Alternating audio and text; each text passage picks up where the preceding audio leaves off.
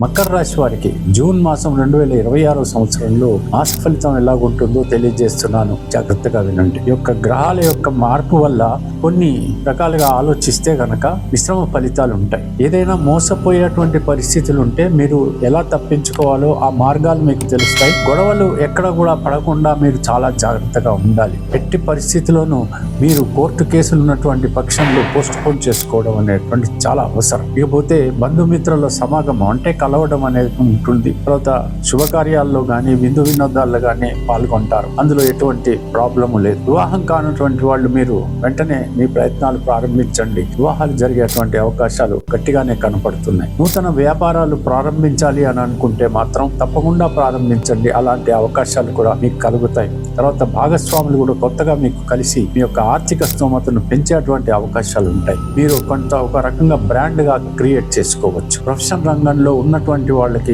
గౌరవం పోగొట్టకుండా ధర్మబద్ధంగా నడిచి తప్పకుండా ఆర్థిక స్తోమత పెంచుకోవాల్సిందిగా నేను చెప్పడం అవుతుంది. ఇకపోతే ఉద్యోగస్తులకి మాత్రం కొన్ని సమస్యలు ఎదురవ్వచ్చు. మోసం జరిగేటువంటి అవకాశాలు కొంచెం అప్రమత్తంగా ఉండడానికి ప్రయత్నించండి. మీ సుపీరియర్స్ ఎవరైతే ఉన్నారో మీ పనిని సాగించకపోగా అనవసరమైనటువంటి ఇబ్బందులకు గురి చేసేటువంటి అవకాశాలు కనబడుతున్నాయి. గృహ మార్పులు జరగవచ్చు. ఏదైనా ఒక ఇంట్లో అద్దెకున్నారనుకోండి, తప్పకుండా మీరు ఇంకొక ఇంటికి మారేటువంటి అవకాశాలు ఉంటాయి. మీరు కొన్ని కేర్ఫుల్ స్టెప్స్ తీసుకోవాలి. కొత్తగా వెళ్ళేటువంటి ఇల్లు ఏదైతే ఉందో అన్ని రకాలుగా అనుకూలంగా ఉన్నటువంటి ఇంట్లోకి కనుక మీరు వెళ్ళగలిగితే అభివృద్ధి చెందేటువంటి అవకాశాలు మీకు కనబడుతుంది. విదేశాలకు వెళ్ళాలి అని అనుకుంటే అర్హత ఉంటే అవకాశం ఉంటే తప్పకుండా వెళ్ళవచ్చు. కానీ వాతావరణ పరిస్థితులు గమనించి మీరు అలాంటి ప్రయత్నాలు చేయాలి. చలనచిత్ర రంగం, ఈ రంగం కూడా మిశ్రమ ఫలితాలుగానే ఉంటుంది. కొంతమంది చాలా అద్భుతమైనటువంటి ఫలితాలను పొందగలుగుతారు, కొంతమంది పొందలేనటువంటి అవకాశాలు ఉంటాయి.